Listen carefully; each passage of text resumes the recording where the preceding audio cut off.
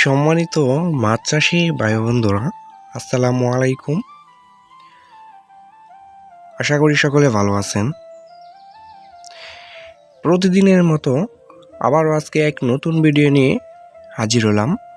আজকের ভিডিওতে মাগুর মাছ সম্পর্কে কিছু বিস্তারিত আলোচনা করব। সম্মানিত ভিউয়ার্স, এই মুহূর্তে আমার ভিডিও স্ক্রিনে যে মাছগুলো লক্ষ্য করে দেখছেন, এটি হচ্ছে নতুন বছরের নতুন পোনা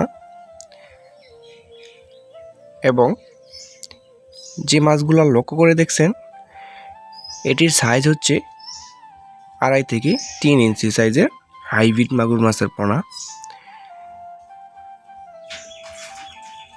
ভিউয়ার্স, দেখতেই পাচ্ছেন এটি কিন্তু খুব সুন্দর একটি কালার এবং চকলেট কালার এবং এক সাইজের মাছ। কিন্তু ভিউয়ার্স, যারা ছোট সাইজের হাইব্রিড মাগুর মাছের পোনা পুকুরে চাষ করতে চাচ্ছেন,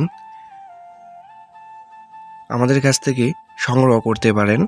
2 ইঞ্চি, 3 ইঞ্চি, 4 ইঞ্চি, 5 ইঞ্চি এবং 6 ইঞ্চি পর্যন্ত হাইব্রিড মাগুর মাছের পোনা এবং দেশি মাগুর মাছের পোনা রয়েছে। তো যাদের যে সাইজের প্রয়োজন তারা কিন্তু সেই সাইজের সংগ্রহ করতে পারবেন সরাসরি আমাদের হ্যাচারি থেকে। এবং আমরা এই পোনাগুলা কিন্তু সারা বাংলাদেশে বাসের মাধ্যমে হোম ডেলিভারি দিয়ে থাকি। আপনারা বাংলাদেশের যে কোনো প্রান্তে থেকে এই মাছের পোনাগুলা কিন্তু অর্ডার করতে পারবেন। অর্ডার করতে হলে আমাদের স্ক্রিনে দেওয়া নাম্বারে সরাসরি আমাদের সাথে যোগাযোগ করুন। সম্মানিত ভিউয়ার্স, এই মুহূর্তে বলে থাকবো মাগুর মাছের প্রধান খাদ্য কী এবং এই মাছটিকে কী খাদ্য খাওয়াবেন।